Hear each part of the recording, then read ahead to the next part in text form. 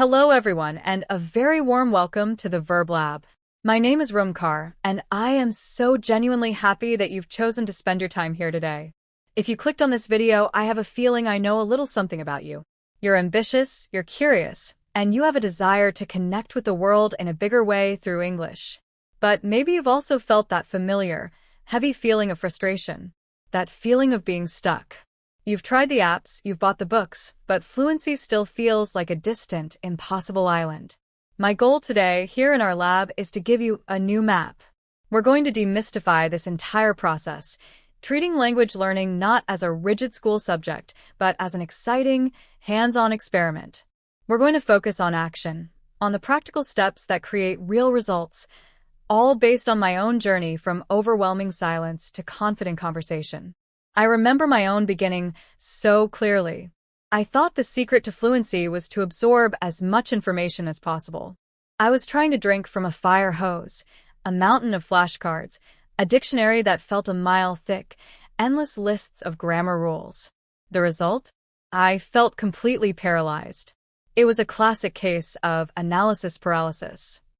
I knew so much about English, but I couldn't speak English. My big realization, my aha moment, was when I visualized it like building a house. There I was, buying expensive furniture, like complex idioms, and fancy light fixtures, like advanced grammar, for a house that had no walls and a cracked foundation. It was completely backward. I realized I had to stop, clear the land, and build a solid foundation first. And that foundation in language is the simple, core vocabulary and confidence you use every single day. So, my grand experiment began. I put away the advanced books and focused only on what I now call survival English. The absolute essentials. I used the 80-20th principle. What is the 20% of language that is used in 80% of daily conversations? It's greetings. Hello, how are you? Have a great day. Introductions. My name is Rumkar. It's a pleasure to meet you. Basic transactions. How much is this? I would like to buy this, please. And I made a powerful pact with myself. I gave myself permission to be imperfect. I literally told my reflection in the mirror, Rumkar, you're going to make a lot of mistakes. You will sound strange. You will get words wrong. And that is not only okay, it's your new strategy for success. Every mistake stopped being a failure and became a data point. It was simply information telling me what to adjust for the next experiment. With the pressure of perfection gone, I moved to the next phase, tuning my brain. This was a passive but powerful experiment in listening. I found an English language online radio station and just let it play in the background for hours every day. While I was working, cooking, cleaning, it was always there. Now, did I understand everything? Not even close. At first, it was maybe 10% words and 90% noise. But I wasn't listening for comprehension.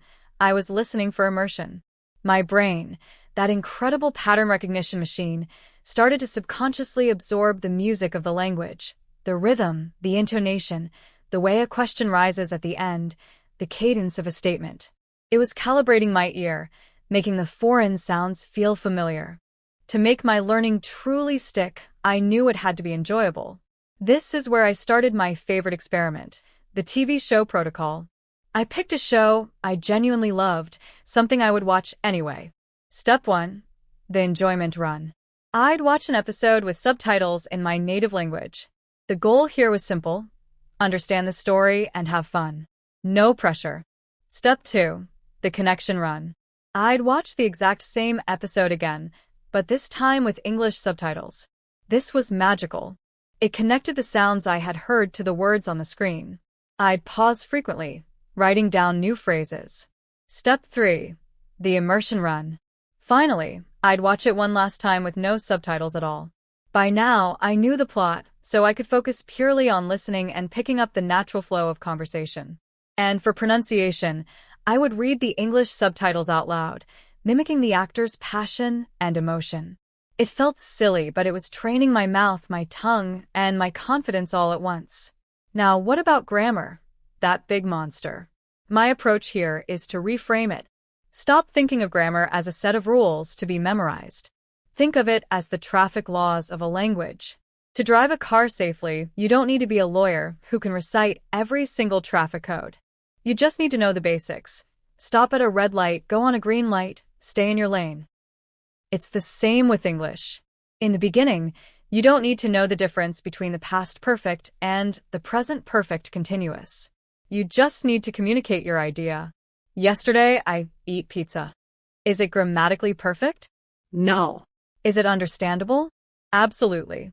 Your initial goal is fluency of communication, not fluency of grammar theory. Absorb patterns through listening and reading first. The deep, explicit grammar knowledge can come later as a way to polish and refine what you can already do. To absorb these patterns, I turned to reading. But again, I started simple. I went to a local bookstore and bought children's books. Why? Because they are masterpieces of simple language, core vocabulary, straightforward sentence structures, and helpful illustrations that provide context. It was a pressure-free way to enjoy reading. Another fantastic source was song lyrics. Music is repetition and emotion combined, a powerful formula for memory. I would listen to a song, then read the lyrics, look up any new words, and finally, sing along loudly in my car. It was fun, and I was learning without even realizing it. The absolute key through all of this was my golden rule, the 15-minute rule. I promised myself a minimum of 15 minutes of active English practice every single day. No excuses. Consistency over intensity. 15 minutes a day is far more powerful than 5 hours on a Sunday. Next, I tackled writing. This wasn't about writing perfect essays. It was about the simple act of organizing my thoughts in English. I started a daily journal with a one-sentence prompt. Today, I felt. Or, today, I learned. This tiny habit forced me to search for new vocabulary related to my own life. But I knew I couldn't do it all alone. I needed to practice with real people. So, I found a language exchange partner online. This was a game changer. We set up a simple rule. 30 minutes we only speak English for me, and 30 minutes we only speak their native language for them. It was a balanced exchange, which removed the feeling of being a student and made it feel like a friendship. We even created a shared document where we type new words we learned from each other during our conversations. My immersion lab continued at home. The sticky note experiment was in full effect, labeling my entire apartment. But this led to the most critical experiment of all, actively trying to think in English. I realized that translating in my head was creating a mental buffer. It was like my brain was lagging. So I started small. While making coffee, instead of thinking in my native tongue, I would force an internal monologue in English. Okay, get the coffee. Where is the filter? Ah, here it is. Now add water. It was slow and deliberate at first, but it was like carving a new path through a dense forest. With each thought, the path became clearer and easier to travel. During my conversations with my language partner, I made one crucial rule for myself. Be brave enough to be vulnerable. If they said a word or phrase I didn't understand, I would immediately stop them. I learned to say, "I'm sorry. That's a new word for me. Could you explain what it means?" In the beginning, my ego hated this. It wanted to pretend I understood everything. But I quickly learned that saying, "I don't know," is one of the most powerful phrases in language learning.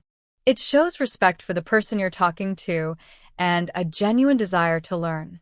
Doubt is a roadblock. A question is a doorway to a new room of knowledge. And this bravery led to some funny moments. I have to share this one. I was at a dinner party, and after a huge, delicious meal, the host asked if I wanted more. I wanted to say I was full. But in that moment of pressure, my brain mixed things up. So, with a big, satisfied smile, I announced to the entire table, "Thank you so much, but I am completely full." There was a moment of confused silence, and then a ripple of gentle laughter as they realized what I meant. I felt my face turn red, but then I started laughing too. It was a humbling experience, but it taught me something invaluable. You have to be able to laugh at yourself. Laughter is the antidote to fear. It instantly dissolves tension and makes you human. Don't let the fear of these small, funny mistakes keep you silent. This journey also forced me to learn about patience. There will be plateaus. These are periods, sometimes lasting for weeks, where you feel like you're putting in the work but not seeing any results. It is the most frustrating part of the process. It's crucial to understand what a plateau really is. It's not a sign that you've stopped learning. It's a sign that your brain is busy in the background, organizing, connecting, and consolidating all the massive amounts of new information you've given it. It's like a caterpillar in a chrysalis. On the outside, it looks like nothing is happening. But inside, a massive transformation is taking place. You have to trust the chrysalis phase. Keep up your daily habits, and eventually, you will emerge with new abilities you didn't have before.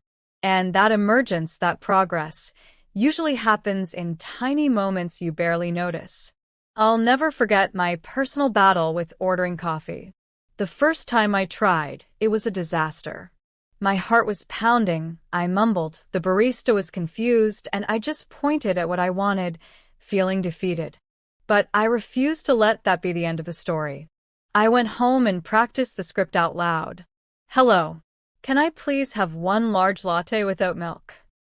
The next week, I went back to the same coffee shop. I took a deep breath, walked to the counter, and delivered my line. The barista smiled and said, "Sure thing. Anything else?" And that was it. It was probably the most boring, insignificant transaction of their day. But for me, it felt like I had just climbed Mount Everest. It was a tiny victory, a single brick. But your confidence is built brick by brick, with these small, consistent acts of courage. So please, be patient with your progress and celebrate every single win.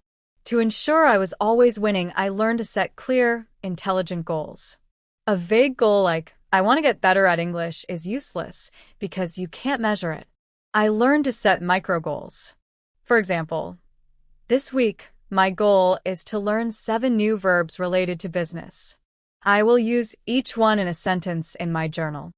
That is specific, measurable, achievable, relevant, and time-bound. It gives your brain a clear target. This goal setting led me to my biggest challenge, giving a short presentation at work where international clients would be present. I was terrified for weeks. I practiced relentlessly. The presentation itself was a blur. It wasn't perfect.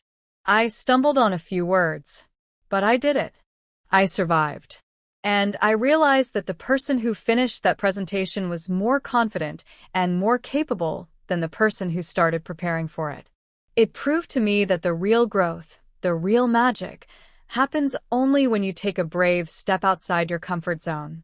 As I became more comfortable, I realized the key to long-term success was to fuse English with my identity. It couldn't just be a task, it had to be a part of my joys. I love football, so I made a rule. I could only watch the Premier League with the original English commentators. At first it was hard, but soon I was so engrossed in the game, I forgot I was learning. I was absorbing vocabulary about counterattacks, defensive errors, and last-minute winners completely naturally. Whatever your passion is, video games, gardening, technology, fashion, find a way to experience it in English. Follow creators in that space on YouTube. Listen to podcasts about it. And while you're at it, find your community. I joined an online forum for English learners, sharing our wins for the week, our funny mistakes, our frustrations. It was incredibly validating. It made me realize my struggles were universal, which took away the feeling of being alone in this journey. So, after all these experiments, what did we discover here in the Verb Lab? Let's recap the findings. Finding number 1. Your mindset is your engine. A positive, patient, and mistake-friendly mindset is non-negotiable. Finding number 2. Consistency is more powerful than intensity. 15 minutes every day will always beat 5 hours once a week. Finding number 3. Communication is the goal, not perfection. Be understood first. Be perfect later. Finding number 4, you must create your own immersion. Use your phone, your home, your hobbies, and your own thoughts to build your English world. Think of your confidence like a brick wall. In the beginning, you just have a few scattered bricks. But every conversation you have, every TV show you understand, every small goal you achieve, each one is another brick. Every mistake you learn from is the mortar that holds them together. Over time, you look back and realize you've built a strong, solid wall of self-belief. I have one last funny mistake story for you. I was at a restaurant and I needed a spoon for my soup, but my brain did a little flip and I confidently asked the waiter, "Excuse me, can I please have a spin?" He just stared at me blankly. I tried again. "A spin? For my soup?" I started making a spinning motion with my finger until he burst out laughing and said, "Oh, a spoon." This taught me a vital lesson. The English in textbooks is clean and perfect, but the English in real life is fast, messy, and includes things like slang. Practicing with native speakers helped me understand this. I learned that "what's up" is a common way to say "how are you?" and that "hang out" means to spend time together. This wasn't in my grammar books, but it was essential for natural conversation. Learning slang led me to the final, fascinating level of language: idioms. Phrases like "it's raining cats and dogs" or "to bite the bullet." These phrases are the poetry of a language. Understanding them feels like you've unlocked a secret level, a deeper understanding of the culture itself. And that was my final realization. English was no longer a subject I had to study. It had transformed into a tool, a key, a verb.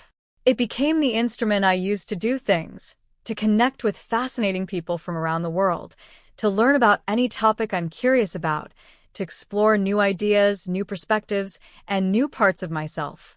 That is my ultimate wish for you and for everyone here at the Verb Lab, that you can reframe English in your mind. It is not a test to be passed.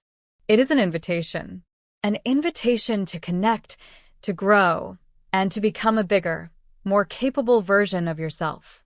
Thank you so much, from the bottom of my heart, for spending your time with me today. The path to fluency is a marathon, not a sprint, but I promise you, you have everything you need to cross that finish line.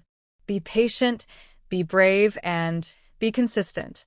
If this video helped you, please give it a thumbs up and subscribe for more practical language experiments. And now, for your first action step. Tell me in the comments, what is the one small thing from this video that you will commit to doing this week? I would love to cheer you on. Keep practicing, and I'll see you in the next lab session.